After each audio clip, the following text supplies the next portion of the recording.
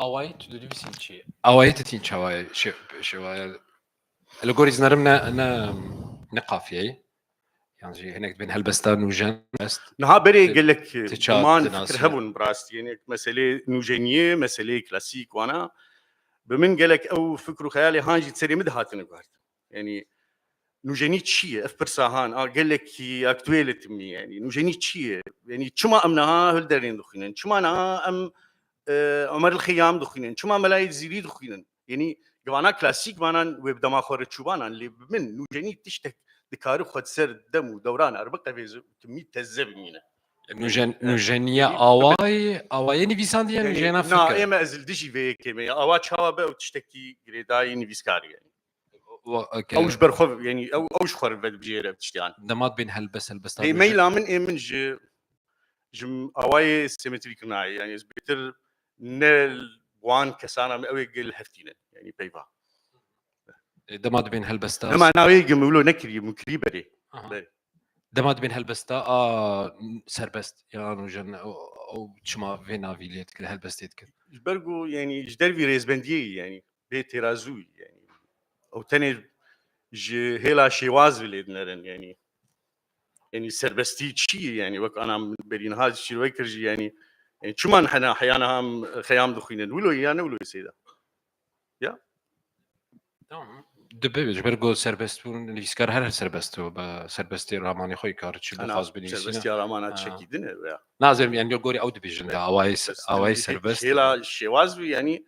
ez nepêrem gelekî yanî çi dixwaz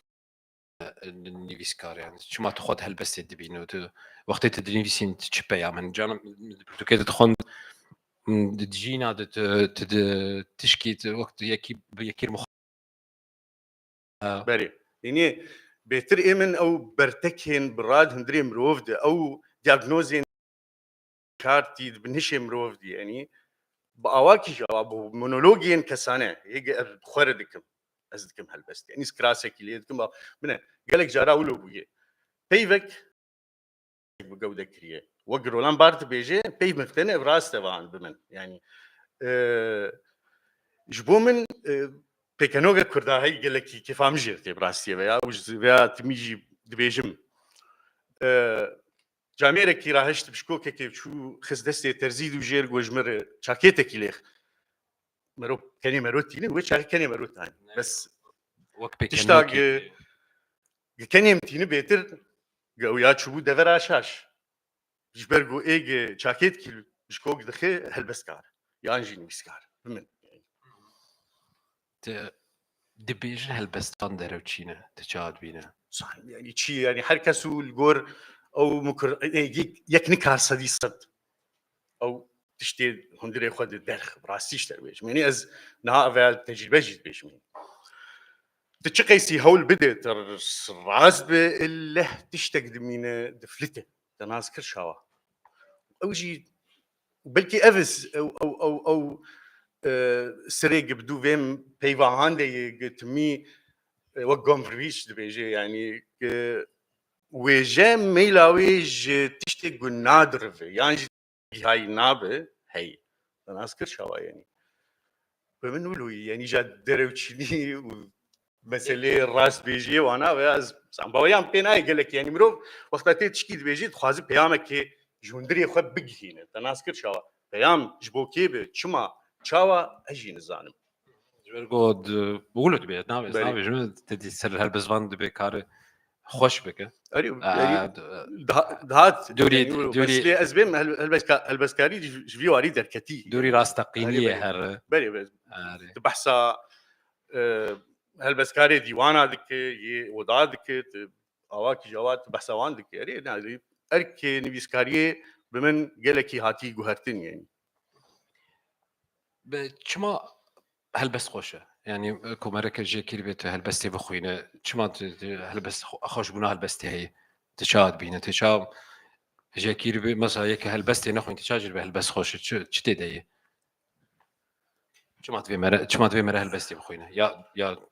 nepêwîst e tu çi dibîne ez nizanim çima merov dixwîne rastî bes kêfa min jêr tê tiştekî دگینە مەرۆ خۆشی وەرگرتنێک جێ هەیە هەلبەستە ناز کرد چاوە ینی بەس یەک چما دخوینێ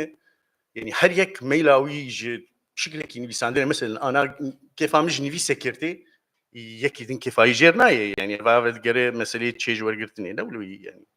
هەلبەستێک هەیە بە من خۆشی بتە نەخۆشی پرسام ئەو بوو چما دەوێت بخۆینە شتێک هەیە دەوێ بخۆینە بڕاستی ئەبخوای زان بێ بەرسێ بدم ینی ینی گوت برابێژ ئەسکارم ئانا بەرسوا بێژم شتەر نە لێت ئاراز دخوازنێ چما یەک دخوینە ما چما یەک دخە ینی دکارە بەرسف کێ بکە بەرسف لێم بەروێ دەینە ینی ولو وان ڕێزە بەرسفات دکارە برسێژی بوو مامۆستا کاری وەرگەریەژی کردی ڕاست چ کاری تێ وەرگەریە هەنە پرتۆک جمە هەنە براستی لە وەرگەرێ ینی گۆ ئەز درێوێت ینی گەرگەلک دۆستاژی ئەدیتۆریا هەلبەستێ پۆیتیکێ دکم هەندرێت ئەز هەر ژمارە ینی هەنێک تێکستا هەنێک هەلبەستاژ عەرەبی دبم و هەنێک هەلبەستاژیژ ئەڵمانی دبم بەرێ ینی بە من زمانێک وەرگەر تێد نەچالاک بێت تنە بێ ینی ئەو زمان ناب زمانی هزرینێ نابێ زمانی فکر تەناس کرد چاو ئەو ناوگینا گدهێلێ زمان برا ببێ زمانی فکر وەرگەرە گرنگ بوونێکت بین مەزن هەیە و نەخاسم زمانی کوردی ینی هەڵجێداری ji bo edebiyata beyanî bige Kurda bibe zimanê din tu zimanê de jî werîne yani